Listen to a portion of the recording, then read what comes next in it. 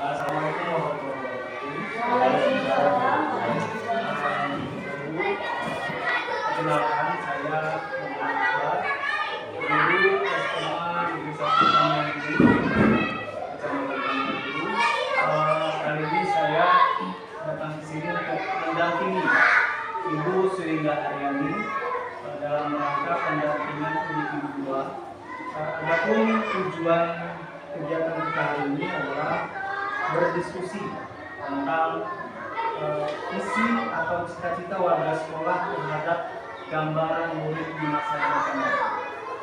Jadi di sini ada pun beberapa hal yang ingin saya sampaikan, bahwa Ibu Surinda nanti akan mempresentasikan visi, apakah itu visi sekolah, kemudian visi Bu Indah sendiri sebagai calon guru penggerak yang menggambarkan bagaimana kondisi siswa di masa yang akan datang dan cita-citanya.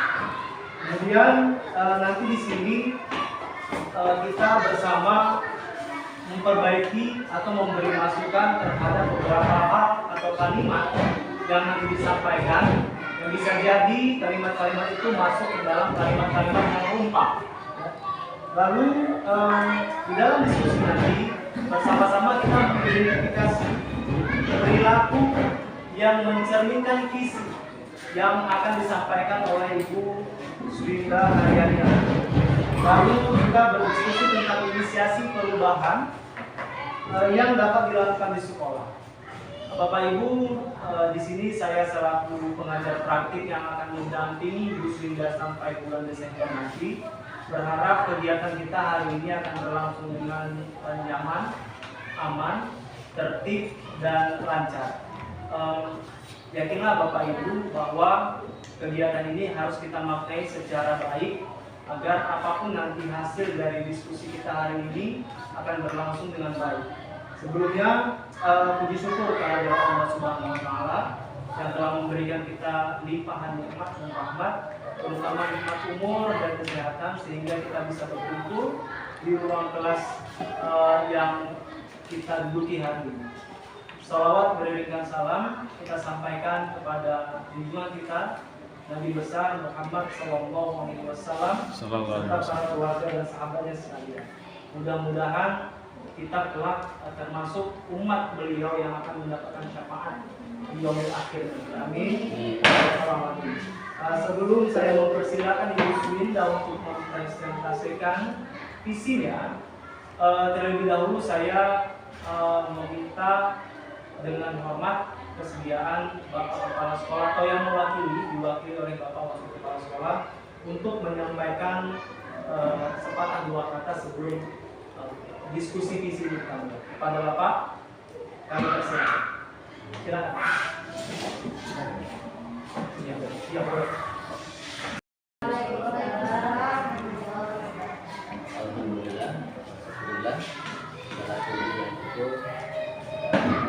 Subhanahu wa Ta'ala yang sampai hari ini masih melimpahkan segala nikmat dan rahmatnya kepada kita sehingga dapat hadir dalam rangka diskusi visi yang dipimpin oleh Bapak Akbar. Di sini kegiatan kita adalah Indah sebagai calon guru penggerak.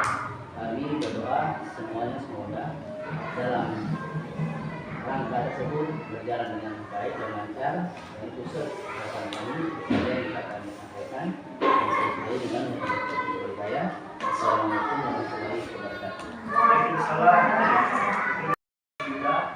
Mudah-mudahan hasil kita mengajar. Selanjutnya nanti saya persilakan Ibu Surinda untuk mempresentasikan visinya. Lalu Ibu Surinda langsung saja melemparkan diskusi kepada Bapak Ibu yang hadir pada hari ini. Apakah nanti ada yang ingin bertanya atau memberikan masukan atau memberi persepsi dan pendapatnya tentang apa yang ingin diperbaiki terkait dengan visi yang akan disampaikan oleh Ibu Surinda. Pada Ibu Surinda, persilakan. Terima kasih. Sebelumnya terima kasih untuk Bapak Kepala Kelas dan kita saya. Juga kepada Bapak dan Ibu yang bersedia untuk diskusi. Nah, di sini saya akan melakukan pendampingan kita melakukan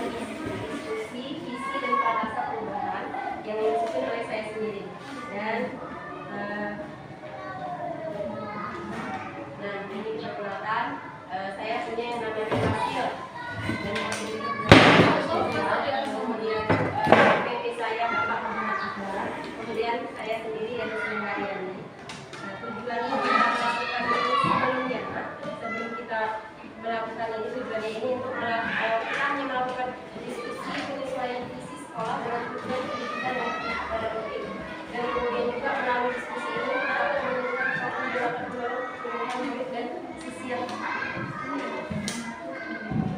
Sebelum kita masuk ke diskusi kita, alangkah baiknya kita mendengarkan dahulu ini ada misi dari Bapak Presiden kita, yaitu Bapak Karno.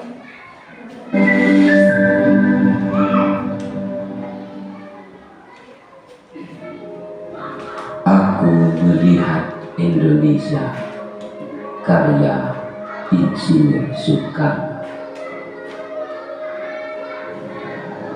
Jikalau aku berdiri di pantai ini, aku mendengar lautan India bergelora membanting di pantai itu. Aku mendengar lagu Sajak Indonesia. Jikalau aku melihat sawah-sawah yang menguning menghijau, aku tidak melihat lagi batang-batang padi yang menguning menghijau. Aku melihat Indonesia. Jikalau aku gunung-gunung, Gunung Merapi, Gunung Semeru,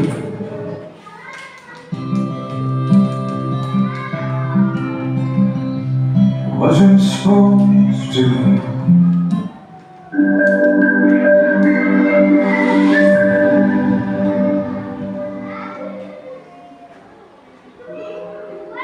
aku melihat Indonesia, karya Insinyur Soekarno. Jikalau aku berdiri di pantai ini, aku mendengar lautan India bergelora membanting di pantai itu. Aku mendengar lagu Sajak Indonesia. Jikalau aku melihat sawah-sawah yang menguning menghijau, aku tidak melihat lagi batang-batang padi yang menguning menghijau. Aku melihat Indonesia. Jikalau aku melihat gunung-gunung, Gunung Merapi, Gunung Semeru, Gunung Merbabu, Gunung Tangkuban Perahu, Gunung Kelebuk, dan gunung-gunung yang lain, aku melihat Indonesia. Jikalau aku mendengarkan lagu-lagu yang merdu dari Batak, bukan lagi lagu Batak yang kudengar, aku mendengarkan Indonesia. Jikalau aku mendengarkan pangkur kepala, bukan lagi pangkur palaran yang kudengarkan, aku mendengar Indonesia. Jikalau aku mendengarkan lagu Olisil dari Maluku, bukan lagi aku mendengarkan lagu Olisil, aku mendengar Indonesia. Jikalau aku mendengarkan burung berkutut menyanyi di pohon ditiup angin yang spor-spor, bukan lagi aku mendengarkan burung berkutut, aku mendengarkan Indonesia. Jikalau aku menghirup udara ini, aku tidak lagi menghirup udara, aku menghirup Indonesia. Jikalau aku melihat wajah anak-anak di desa-desa dengan mata yang bersinar-sinar, Pak Merdeka, Pak Merdeka, Pak Merdeka, aku bukan lagi melihat mata manusia, aku melihat Indonesia.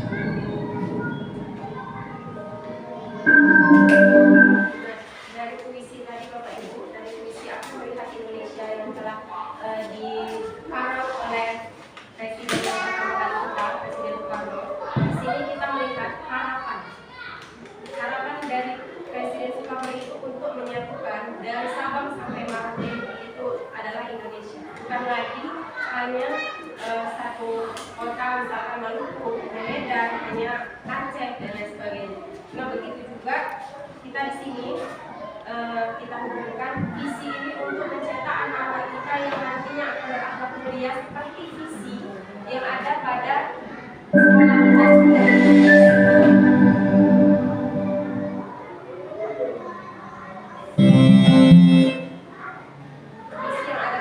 kita yang berprestasi, berkepribadian mulia dan mandiri serta beriman dan bertakwa kepada Allah Subhanahu wa taala. Selain visi dari sekolah, saya punya visi juga, tapi masih berkenaan dengan visi sekolah kita. Di sini saya hanya menambahkan mewujudkan siswa yang berakhlak, berprestasi mulia, beriman dan bertakwa. Jadi masih sama seperti visi yang punya sekolah kita. Nah, saya tadi udah kasih Bapak Ibu tentang kalimat-kalimat rampung di situ, kalimat tumpang di situ. Nah, di sini ada beberapa pertanyaan.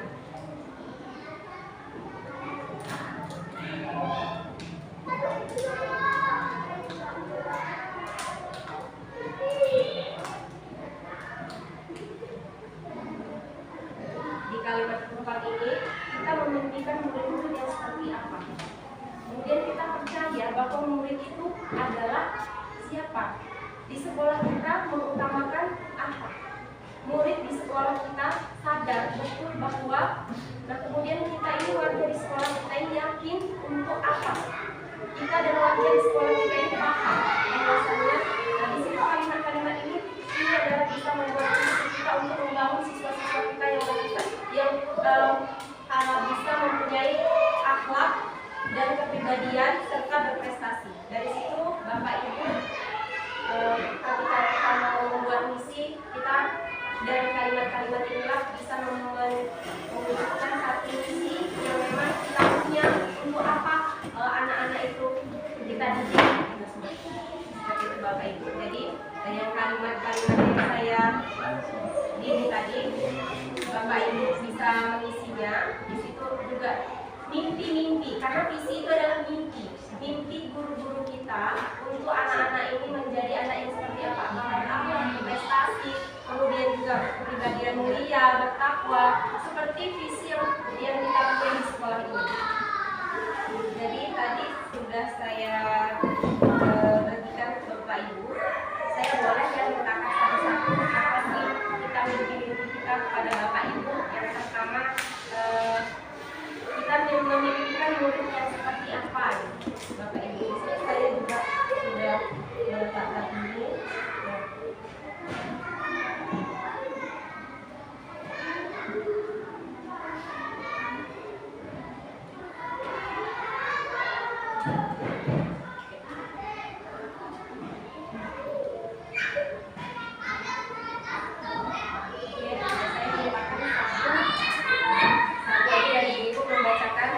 Kalimat tumpang yang pertama, mandiri, prestasi berakhlak dan mandiri. Berarti masih tetap sama ya seperti visi kita yang ingin mencetak dan mewujudkan siswa berprestasi, kemudian berakhlak mulia, mandiri, dan bertakwa kepada Allah Subhanahu wa taala. Kemudian kalau untuk kalimat tumpang yang kedua, saya mintakan kepada Ibu Susilawati. Menurut saya untuk pernyataan yang kedua, kita percaya bahwa murid adalah siswa yang memiliki keunikan dan karakternya masing-masing. Ya, kita percaya bahwasanya setiap siswa itu memiliki potensi atau keunikan masing-masing. Jadi kita tidak bisa memaksakan satu siswa itu untuk harus pintar dalam satu ilmu pendidikan. Misalkan kita harus tuntut siswa itu untuk kamu harus tahu matematika itu seperti apa seperti itu. Tapi padahal dia tidak di situ potensinya. Dia lebih ke mungkin dia kesenian atau dia ada keunikan dan potensi masing-masing tiap siswa. Masih tetap visi kita masih bisa kita gunakan. Nah, untuk kalimat tumpang yang ketiga saya mintakan kepada Ibu Hati.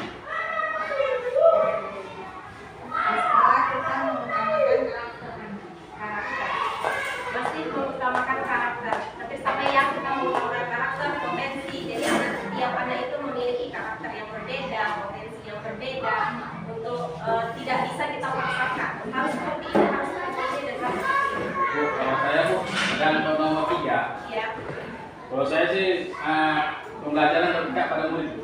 Yang nomor 3 berpihak pada murid ya. Bisa kita ambil ya Pak ya, karena seperti kurikulum merdeka kita pada saat Ya, ini, betul sekali.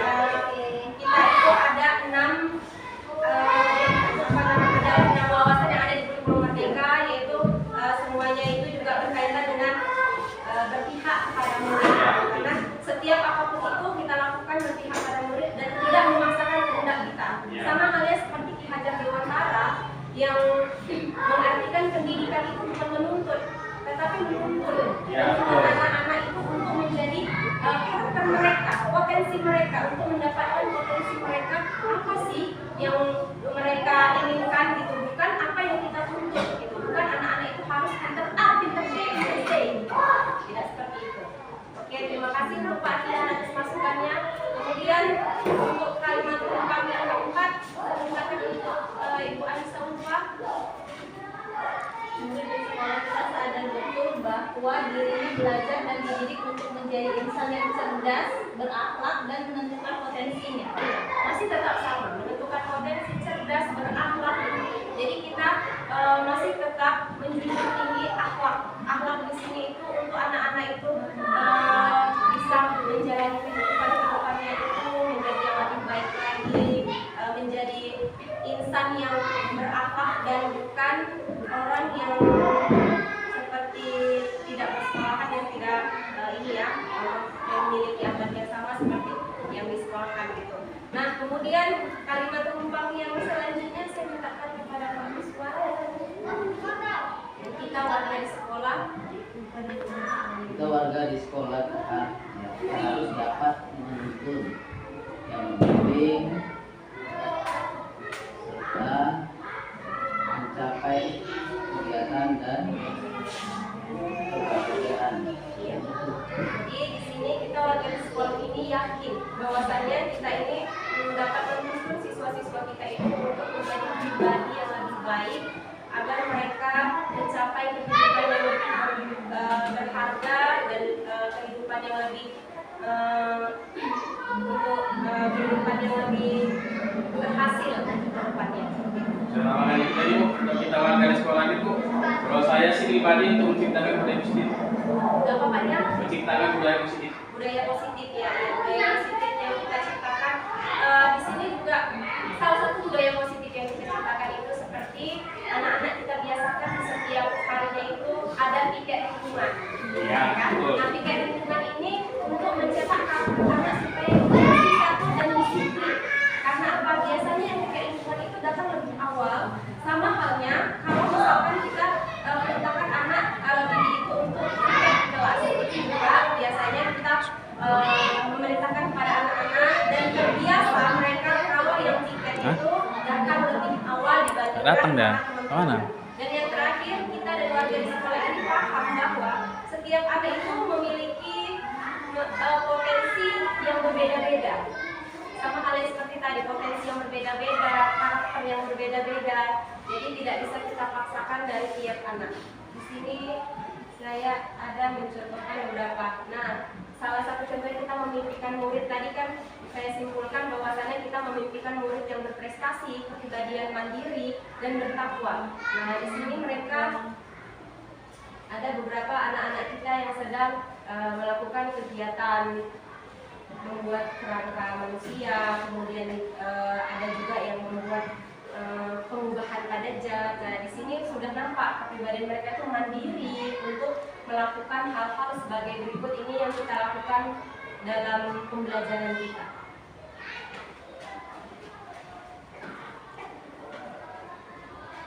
Nah, kemudian di sini kita percaya bahwa murid-murid kita ini, saya ambil kesimpulan tadi, anak-anak ini memiliki karakter dan keunikannya masing-masing. Karakter dan keunikannya masing-masing. Jadi setiap hari kita sudah mengajarkan bahwasanya kita tidak lagi menuntut, gitu. Kita bahkan tidak menuntut anak-anak itu untuk yang kita ibaratkan kita arogan gitu, tidak boleh seperti itu. Jadi kita menuntun anak-anak ini untuk kehidupan yang lebih berhasil ke depan.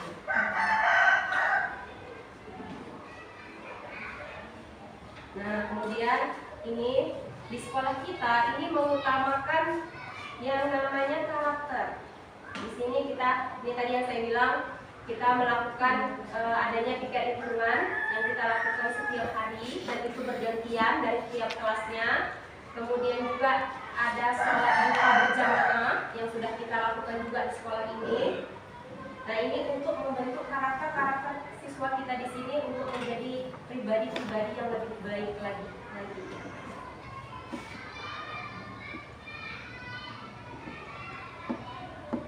Ini masih tetap sama, murid di sekolah kita ini sadar betul. Tadi saya sudah simpulkan bahwa dirinya belajar dan dididik untuk menjadi insan yang lebih baik nantinya. Nah, ini ada juga kita melakukan diskusi dan untuk menyampaikan satu pendapatnya masing-masing. Kemudian ada membaca Al-Quran, ini juga sudah kita lakukan di sekolah kita ini, membaca Al-Quran bersama.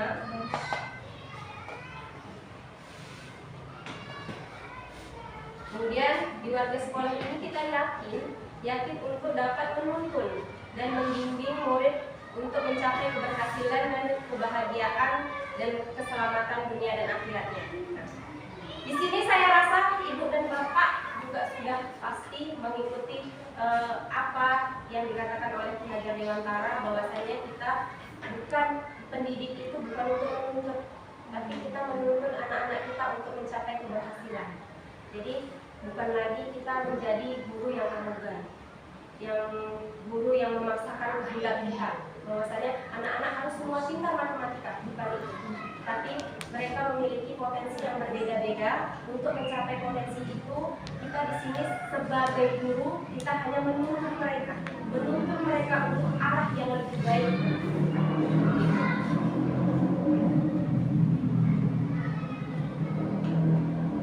Nah, ini juga.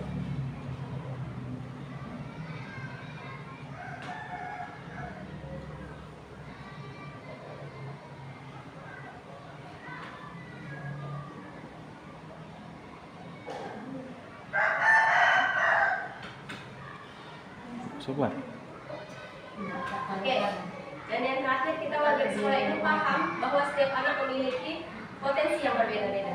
Nah, di sini ada, maka saya bilang tadi, ada anak yang suka mewarnai atau dia lebih condong ke seninya. Kemudian ada anak yang dia lebih ke agamais gitu. Dia lebih memilih untuk tadarus Al-Quran, membacanya itu dengan bagus dan benar seperti itu. Jadi kita tidak boleh menuntut, kita harus menuntun. Nah, visi sekolah kita sendiri itu mewujudkan siswa yang berprestasi, berkepribadian mulia dan mandiri serta beriman dan bertakwa kepada Allah Subhanahu wa taala.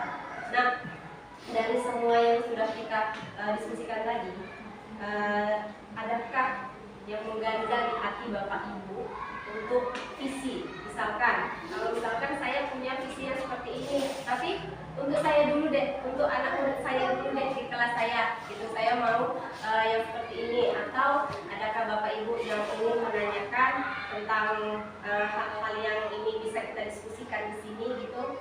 Kira-kira ada untuk visi dan untuk mencapai visi tadi yang kita isi tadi, kalimat gumpang yang ada di situ tadi, cita-cita untuk murid kita. Masihkah sama seperti visi kita di sekolah ini dengan cita-cita yang kita miliki untuk para siswa kita?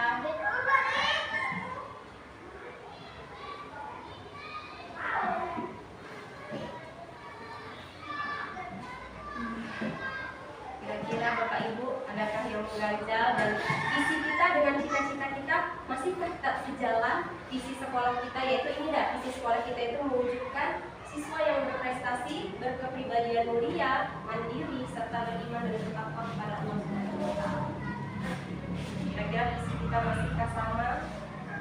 Masih tetap sama ataukah ada yang berbeda atau mau ditambahkan?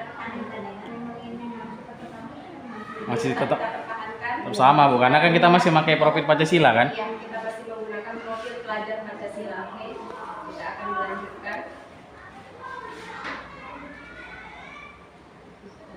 Nah, karena yang Bapak Ibu bilang, apakah visi sekolah kita sudah sejalan dengan cita-cita kita untuk murid?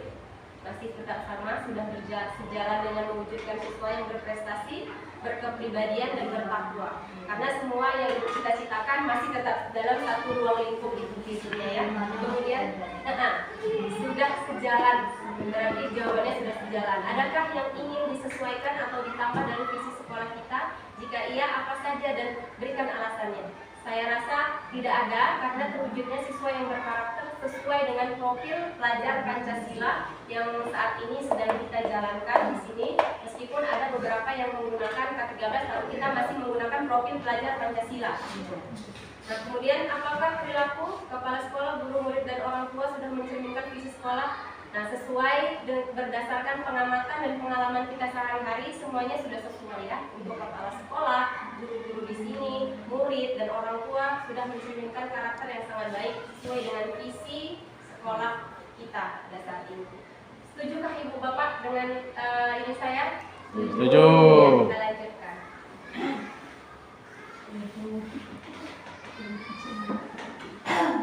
Nah, untuk mewujudkan itu saya punya prakarsa perubahan. Prakarsa ini dibuat dari intuisi atau pendekatan IE, dapat dilakukan dengan mengidentifikasi hal baik yang telah ada di sekolah dan mencari cara bagaimana hal tersebut dapat dipertahankan dan memunculkan strategi baru untuk mewujudkan perubahan ke arah lebih baik, berpijak dari hal positif yang telah ada. Sekolah kemudian menyelaraskan kekuatan tersebut dengan visi sekolah, impian dan visi setiap warga sekolah. Tadi visi kita warga sekolah sama visi sekolah sudah sejalan, gitu ya.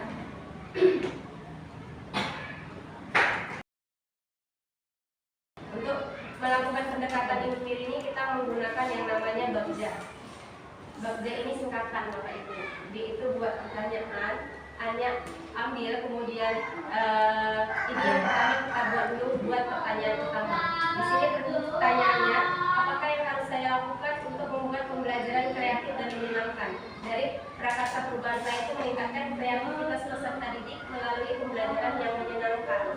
Jadi tindakannya itu saya melakukan survei awal kegiatan untuk mengetahui model dan gaya pembelajaran yang menyenangkan untuk peserta didik, kemudian berdiskusi dengan rekan sejawat mengenai pembelajaran yang menyenangkan, kemudian mencari berbagai contoh praktik baik melalui media sosial yang telah diterapkan rekan-rekan guru untuk pembelajaran yang menyenangkan. Ini bisa kita lihat di PMM, sekarang banyak contoh-contoh praktik belajar untuk menjadi guru yang lebih menyenangkan. Jadi harapan saya sebenarnya cuma singkat Bapak Ibu, saya hanya ingin menjadi guru yang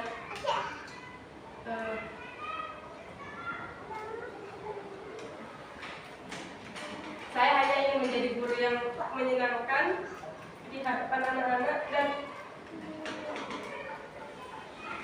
ditunggu-tunggu kehadirannya. Itu saja, sesimpel itu harapan saya. Karena mungkin selama ini tanpa saya sadari, saya juga pernah maksudnya agak menyimpang dari ungkapan Hajar Dewantara ya, bahwasanya kita menuntun gitu, bukan menuntun gitu. Tapi selama ini pernah saya lakukan. Jadi mulai dari sekarang ini saya itu harapan saya hanya ingin menjadi guru yang menyenangkan dan guru yang ditunggu-tunggu sama siswanya. Maaf ya Bapak Ibu. Gak apa-apa Bu. Itu kan ungkapan hati Ibu ya kan? Gak apa-apa. Iya. Nah, kemudian yang kedua, ambil pelajaran dari pertanyaannya. Aktivitas apa saja yang dapat dilakukan untuk menciptakan pembelajaran yang kreatif dan menyenangkan? Kemudian apa saja yang dibutuhkan untuk menciptakan pembelajaran yang kreatif dan menyenangkan? Dan aktivitas apa yang menurut siswa membuat mereka kreatif dan menyenangkan? Kalau menurut saya, berdiskusi dengan rekan sejawat, kemudian mencari berbagai sumber kegiatan pembelajaran yang kreatif dan menyenangkan untuk peserta didik, kemudian memastikan sarana dan prasarana sekolah yang ada seperti infokus, dan untuk menyikapi mati lampu biasanya saya menggunakan poster pembelajaran, kemudian meminta siswa untuk menceritakan atau menuliskan pengalaman belajar yang kreatif dan menyenangkan itu yang seperti apa yang diinginkan mereka. Misalkan mereka minta belajar untuk praktik, nah itu kalau menurut mereka itu menyenangkan dan mereka juga antusias untuk melakukannya, kalau bisa dilakukan sama sekali seperti saya kemarin melakukan buat kerangka manusia yang mereka jahit dengan benang. Nah itu menurut mereka itu menyenangkan, ada lucunya, bisa gerak-gerak ininya, tengkoraknya seperti itu. Itu menurut mereka menyenangkan. Jadi saya menanyakan mereka itu bagaimana sih pembelajaran yang untuk mereka itu menyenangkan, dan buat mereka itu iya dengan kreativitas mereka gitu.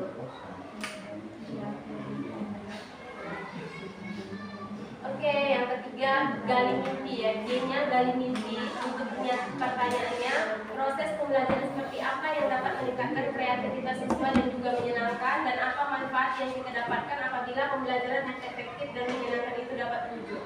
Yang pertama, menuliskan dan menggali pendapat setiap siswa mengenai proses pembelajaran yang kreatif dan menyenangkan. Dan yang kedua, membuat rancangan rencana pembelajaran yang bersama siswa. Dan adanya peningkatan karakter baik, yaitu semangat belajar mereka itu, peserta didik saya itu semakin meningkat, dan juga kreativitas murid juga meningkat karena mereka bisa mengeksplor apa yang dapat mereka lakukan gitu, yang selama ini kemungkinan saya tidak pernah melakukan ini, dan di sini awal saya mengubah itu semua.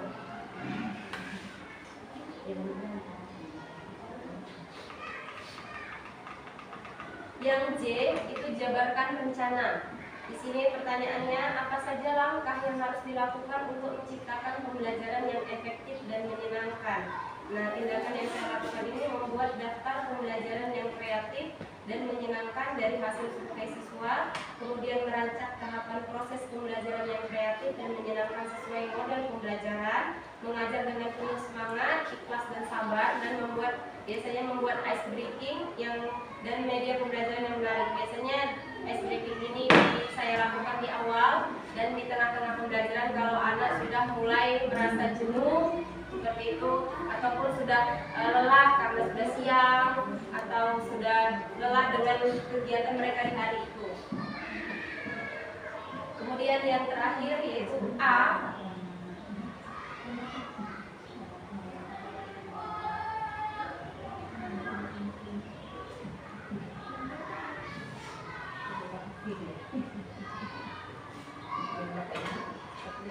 PowerPoint-nya jangan ada, Bu? Iya, ada. Jelek banget.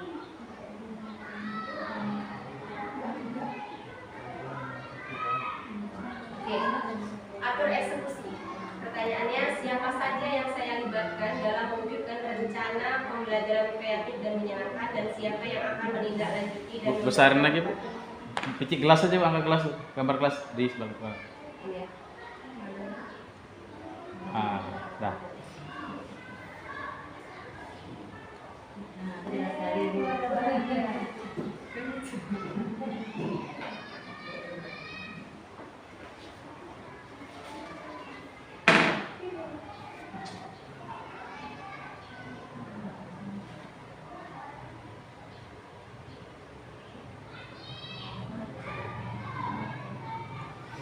Nah, mengajak kepala sekolah, teman sejawat melakukan observasi dan kolaborasi mengenai pembelajaran yang kreatif dan menyenangkan, dan siapa yang menindaklanjutinya biasanya kepala sekolah, teman sejawat, dan juga pengawas sekolah. Mungkin ini saja dari pemaparan dari saya. Apakah Bapak Ibu ada yang ingin memberikan masukan atau saran atau kritikan? Silakan Bapak Ibu kasih saran kawan. Jadi Bapak Ibu ada yang mau memberikan pertanyaan atau saran atau masukan yang konstruktif untuk Ibu Sunda yang sudah memaparkan visinya tadi. Visi yang sudah dipaparkan itu sejalan dengan apa yang sudah diinginkan oleh sekolah. Tapi bisa jadi dalam pencapaian visi itu ada misi-misi yang ingin kita tambahkan atau yang ingin kita sesuaikan.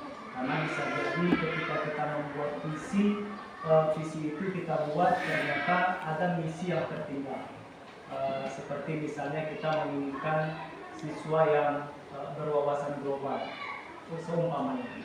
Mungkin misi kita awalnya ingin menjadikan mereka sebagai siswa yang hormat terhadap suku-suku bangsa yang lain dan menghormati semua agama dengan wawasan yang dia miliki. Tetapi wawasan global itu juga mencakup kecakapan teknologi dan lain-lain. Artinya visi itu akan tercapai ketika kita jabarkan dengan misi-misi atau kegiatan-kegiatan atau tindakan-tindakan. Bisa jadi ibu bapak di sini ada yang ingin ditambah atau ingin dimasukkan kepada Bismillah.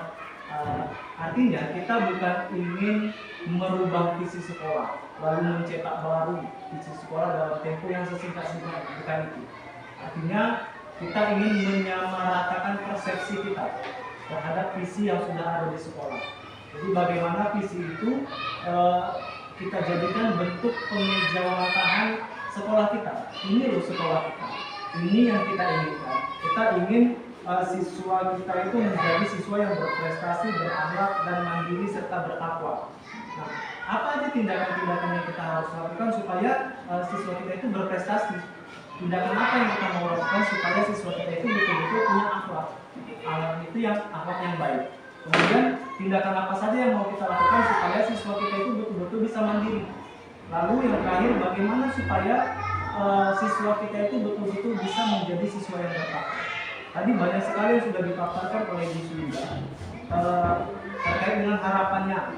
Tadi Ibu Sulinda mengatakan bahwa beliau punya harapan yang sederhana, menjadi guru yang menyenangkan, ditunggu-tunggu.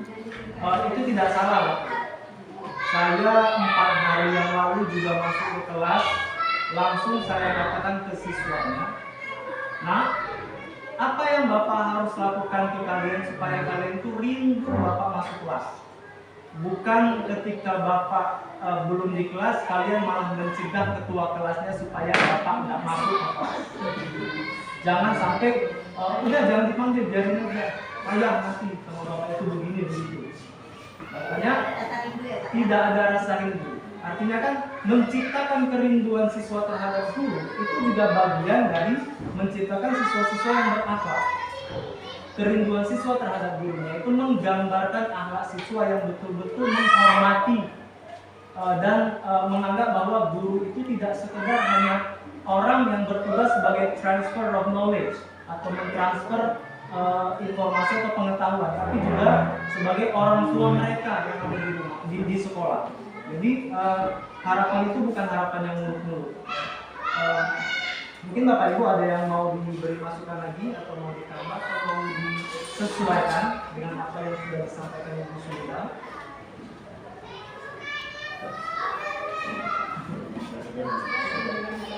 Terkait visi misi Bu Winda sudah bagus Pak, saya lihat kan.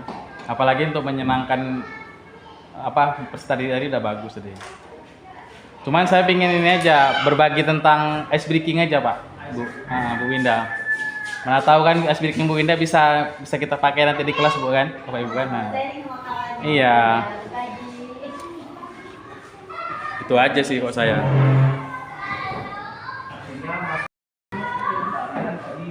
Bagaimana Bu Winda bisa mengelaborasi ice breaking yang Bu Winda lakukan supaya betul-betul bisa membuat siswa kita itu merasa tertarik.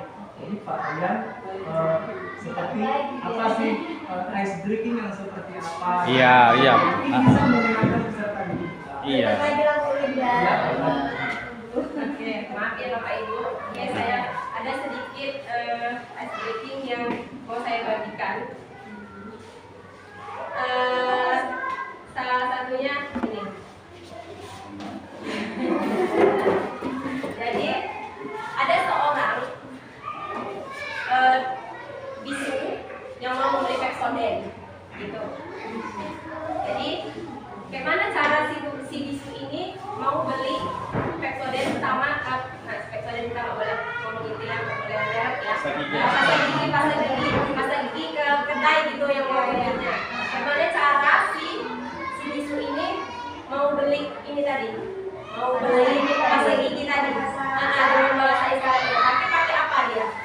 Pakai gerakan. Kalau misalkan ada orang tuli dan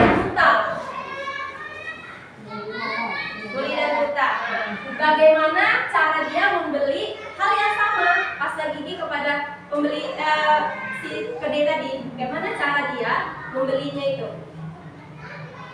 Bagaimana Bapak Ibu? Cara si Tuli dan Buta tadi membelinya ke tukang jualannya. Si Tuli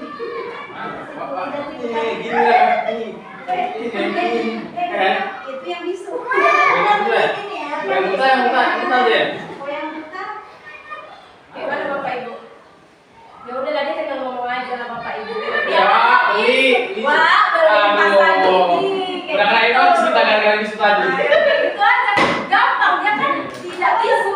Iya, dia bisa, dia kan buta gitu. Dia cuma tidak bisa melihat, tapi dia bisa ngomong. Oh, iya, dia bilang aja ya. Itu salah satunya Pak Rian. Oh, gitu ya. Iya, jadi itu salah satunya Pak Rian. Nah, kira-kira Pak Rian ada yang bisa berbagi juga? Pak Rian ini guru salah satu guru penggerak Pak. Iya, udah jadi Pak. Jadi saya banyak belajar juga dari Pak Rian. Saya ini informasi.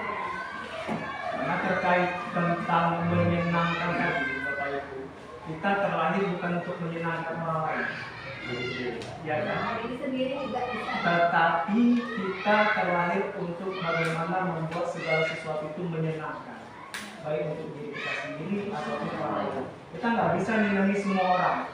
Ada 30 anak di dalam itu, nggak mungkin 30-nya senang semuanya. Tapi pasti ada kiat agar mayoritas anak-anak itu senang dengan kita. Dan yang tidak senang itu bisa perlahan menjadi senang. Banyak hal yang kita bisa lakukan, seperti ice breaking, kemudian menjadi pendidik yang humanis. Seperti tadi dikatakan bahwa saya tertarik dengan unik. Benar, semua peserta didik itu unik. Ada kelebihannya, ada kekurangannya. Ada siswa yang hobi sekali mewarnai, ada siswa yang hobi sekali menyanyi, ada siswa yang hobi sekali menulis, ada siswa yang hobi sekali berlari. Jadi sebenarnya kita sebagai guru itu tinggal memanfaatkan saja, memanfaatkan bagaimana siswa yang sering berjalan-jalan itu untuk memberikan kertas-kertas ke siswa lain, biar jalannya bermanfaat. Kan? Bagaimana siswa yang menggambar atau yang senang menulis ini dia mau menulis di papan tulis supaya kita bisa memperhatikan yang lain, tidak terpaku pada tulisan kita saja. Artinya uniknya itu sama seperti yang kalau kita belajar tentang bagaimana Ki Hajar Dewantara menyatakan bahwa setiap insan itu seperti bibit, anak-anak itu seperti bibit.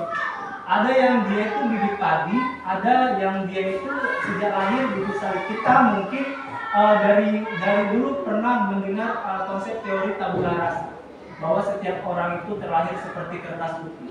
Lalu bagaimana kedua orang tuanya, lingkungannya, teman-temannya bisa memberikan ukiran-ukiran tulisan di atas kertas itu. Tapi Bapak Ibu yang bicara, semua orang di dunia ini terlahir bukan seperti kertas putih. Semua orang di dunia ini sudah terlahir dengan tulisan yang ada pada dirinya, tulisan yang melekat. Kita di Islam juga punya yang namanya takdir. Takdir itu tulisan diri kita. Jadi Bapak Ibu, anak-anak itu atau peserta didik itu sudah terlahir dengan bakatnya sendiri.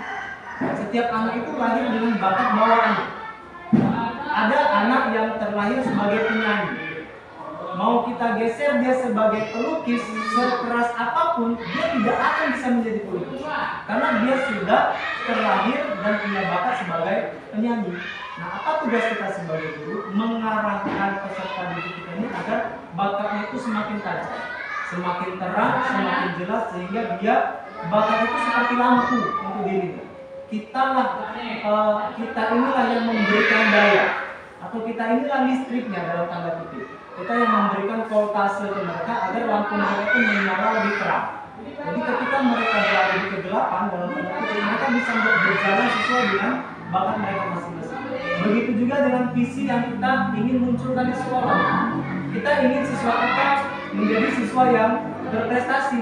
Prestasi itu bisa kita jabarkan, ada prestasi akademik, ada prestasi non-akademik. Berarti misi kita menguatkan kegiatan-kegiatan yang terkait dengan peningkatan prestasi akademik dan peningkatan prestasi non-akademik. Apakah dengan melatih siswa untuk tetap mengikuti kegiatan ekstrakurikuler dan diarahkan kepada bakat minatnya, apakah diajari atau diberikan pembelajaran tentang bagaimana mengetahui satu ilmu pengetahuan. Jadi seperti itu. Kita tidak hanya sekedar menurunkan visi, tidak hanya sekedar mengatakan bahwa kami ingin siswa yang berakhlak. Kita ingin siswa itu berakhlak, kita ingin siswa itu berprestasi.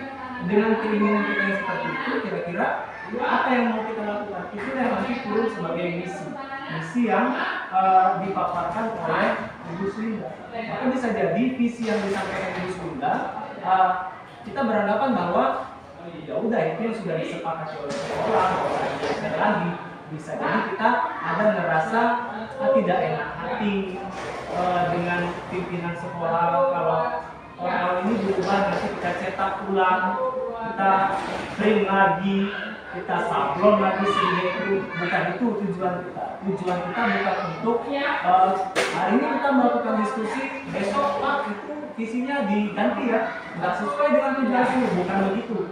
Artinya dari visi yang ada itu kita menyesuaikan apa yang mau kita lakukan di dalam kelas supaya visi itu terjalankan. Kebanyakan kita itu melakukan pembelajaran terkadang tidak bercermin pada visi sekolah kita. Kita terpaku sekali dengan EPP kita. Padahal kalau saya baca visi itu memang sudah sangat representatif atau sangat mewakili program Pancasila. Jadi sebenarnya secara keseluruhan visi yang ditampilkan oleh Bu Swinda ini memang sudah sepertinya memang sudah disepakati secara umum di sekolah. Tetapi bisa jadi ada hal-hal lain yang menurut Bapak Ibu sepertinya kalau kita melakukan ini itu akan lebih dekat untuk mencapai visi kita ini. Terkadang kita tahu visi tapi tidak bisa menggambarkan visi apa yang kita lakukan sehingga tidak ada perubahan yang terjadi. Sebenarnya pendidikan calon guru penggerak ini tujuan kita untuk guru ini tidak hanya bisa berubah secara individu, tapi juga memberikan getaran-getaran perubahan ke guru-guru lain. Mungkin kita berpikir bahwa ini kan kegiatan formalitas saja, udahlah begini aja, udahlah nggak apa-apa. Artinya kalau kita punya mindset yang seperti itu, Bapak Ibu yakinlah tidak akan ada perubahan di dunia pendidikan. Kalau kita berpikir bahwa segala sesuatu yang dibuat pemerintah itu hanya kesenangan-kesenangan saja, tidak akan ada perubahan. Bapak Ibu yakinlah ketika kita menjadi guru, ingatlah bahwa ada 3 amalan kita yang tidak akan terputus ketika kita mati. Yang pertama itu sedekah jariah, kemudian doa anak-anak yang soleh, ketiga ilmu yang bermanfaat. Bisa jadi kita terlahir bukan seperti orang-orang yang memiliki uang banyak, lalu kita tidak bisa bersedekah jariah sebanyak orang lain, walaupun sedekah itu tidak memandang seberapa banyak harganya. Bahkan senyum yang kita berikan ke orang lain itu juga jadi sedekah yang bisa menyenangkan hati orang lain. Kemudian anak-anak yang soleh, bisa jadi kita belum punya keturunan seperti saya, belum punya keturunan, belum menikah, belum ada harapan untuk anak-anak soleh yang bisa mendoakan saya. Apa yang saya harapkan? Ilmu yang bermanfaat yang saya berikan. Artinya ketika kita menjadi guru, ada harapan kita bahwa kita bekerja tidak hanya untuk dunia kita, tapi untuk akhirat kita. Maka di setiap visi jadi di sekolah pasti ada kata-kata berakhlak, bertakwa. Itulah tujuan kita mendidik anak-anak untuk tidak hanya mereka bisa pintar secara akademik, tapi pintar secara moral, pintar secara adab, pintar secara akhlak. Mereka apalagi pendidikan di SD, sekolah dasar. Sekolah dasar ini sekolah yang dasar sekali kita tanamkan mereka adab, moral, kemudian tata cara, tata krama dan lain-lain. Maka ketika SD ini kita jalankan, saya pernah bilang ke Ibu Swinda jangan tenang rasa minder dengan guru SMA. Jangan minder dengan guru SMP. Justru guru SMA dan SMP itu harus berterima kasih kepada guru-guru SD. Kenapa? Guru-guru SD ini yang menanamkan siswa-siswa ini bagaimana bisa membaca dan menulis. Apa jadinya di SMP dan di SMA kalau SD itu nggak jalan? Kita bisa bayangkan kalau SD itu tidak jalan, siswanya tidak bisa baca tulis, nggak akan tercapai tujuan pembelajaran di SMA. Maka guru SD ini adalah pilar. Kalau di PAUD kita ajarkan mereka bagaimana cara duduk, cara makan, cara mencuci tangan, cara salam, cara bermain yang benar, cara menghormati orang lain. Di SD baru dia kita ajarkan ilmu dasar, membaca, menulis, berhitung, lalu kita ajarkan dia tata cara wudhu, sholat, dan ketika dia SMP kita ajarkan dia ilmu sedikit lebih tinggi. Di SMA kita ajarkan dia untuk mengukur kecakapan hidup. Itulah sinergi antara guru SD, SMP, dan SMA. Bukan berarti SMA jauh lebih hebat daripada guru SD, guru SMP jauh lebih hebat daripada guru SD. Tidak seperti itu. Semua guru itu hebat. Semua guru hebat. Gurulah yang menciptakan anak-anak ini menjadi manusia yang hebat. Gak ada kita, gak ada presiden, gak ada kita, gak ada camat, gak ada kita, gak ada kepala desa. Jadi kalau gak ada kita, gak jalan sistem kita, gak jalan sistem pendidikan. Artinya itu tadi yang saya harapkan. Saya berbicara banyak di sini agar kita terbuka. Oh ternyata visi itu sebenarnya ini. Visi itu tujuan umum kita. Misi itu apa yang mau kita lakukan untuk mencapai visi kita. Nah, bisa jadi misi yang kita lihat di sekolah kita, oh ternyata ini belum sampai ini untuk mencapai visi. Berarti kita harus mencetak ulang visi. Berapa visi itu yang mau kita cetak, tiap tahun mau kita cetak, kan ribet juga sekolah pembiayaannya untuk hal lain dan sebagainya. Mungkin Bu Sunda bisa menyampaikan persepsi mereka. Di sini tadi ada komitmen ibu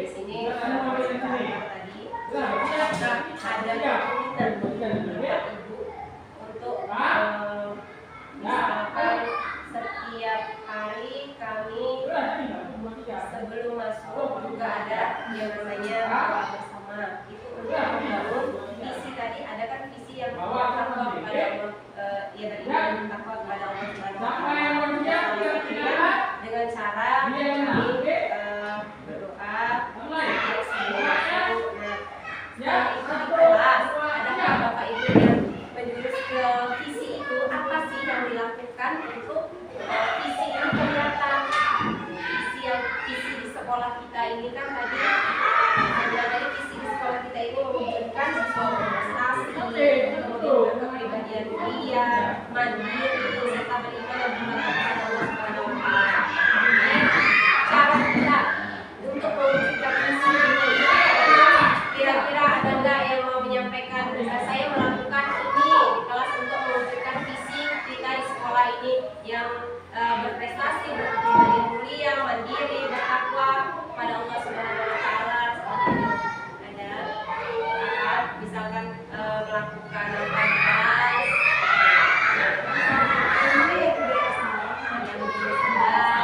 salam yang kita S ya kan Bu, salam, sopan, santun, senyum. 5S itu juga sudah kita lakukan di sekolah ini. Waktu pulang kita masuk barang ya ini di gerbang sekolah melakukan salam masuk dan pulang.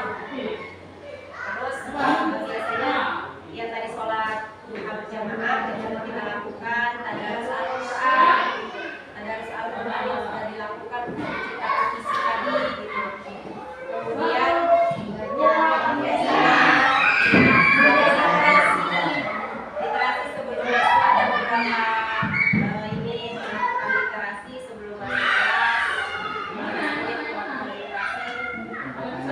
kelas. Iya, memberikan apa Pak tadi? Memberikan pertanyaan sebelum selesai pulang, refleksi ya Pak, refleksi pembelajaran di akhir pembelajaran seperti itu.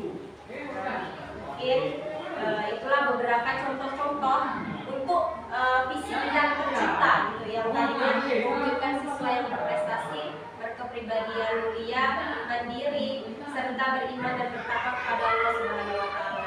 Jadi dari kegiatan-kegiatan yang sudah kita lakukan sebenarnya di sehari-harinya yang sudah kita lakukan, ternyata itu sudah membangun visi yang ada di sekolah ini.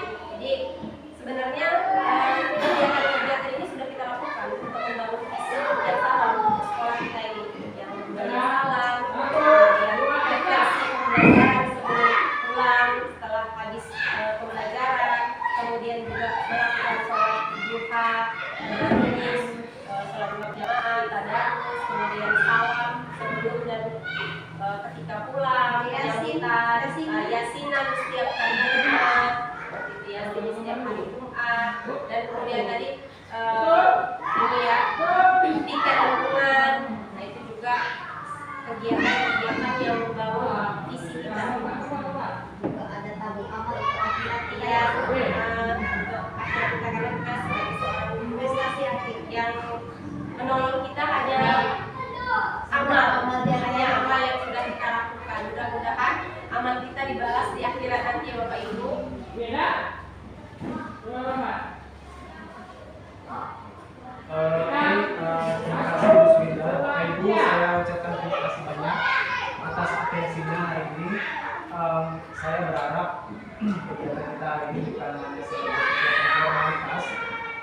mengisi laporan-laporan dari calon guru penggerak.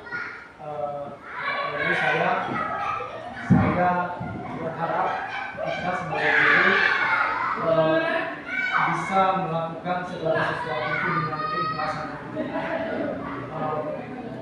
Jika saya nanti diberi keturunan, saya berharap selalu menitipkan anak saya di sekolah SD itu agar nggak mesti pintar, yang penting dia punya karakter. Dan itu karakter baik. Karena ketika seseorang punya karakter baik, maka kepintaran itu akan muncul. Tetapi ketika dia tidak punya karakter baik pada dirinya, maka pintar itu akan menjadi sesuatu yang miskin. Dan kita harus yakin Bapak Ibu bahwa tiap anak itu pintar dengan caranya masing-masing. Bahkan kalau kita katakan maling itu juga pintar. Bagaimana dia bisa mengambil sesuatu benda yang sudah kita jaga seketat mungkin. Tapi masalahnya pintarnya dia gunakan untuk hal yang merugikan orang lain. Bagaimana kita itu bisa mengarahkan anak kita ini tidak hanya pintar, tapi juga berakal dan bertakwa sesuai dengan visi yang disampaikan oleh Bu Swinda yang menggambarkan visi sekolah. Mungkin itu saja Bapak Ibu, saya berterima kasih banyak atas apa yang sudah kita hadirkan hari ini. Mudah-mudahan Bapak Ibu sehat selalu, memberikan rezeki yang berlimpah dari Allah, diberikan kesehatan agar bisa mendidik anak-anak ini menjadi anak-anak yang berkarakter, pintar secara psikologis, emosional dan spiritual serta intelektual. Demikian saya akhiri. Bila yang berhidayah. Assalamualaikum warahmatullahi wabarakatuh.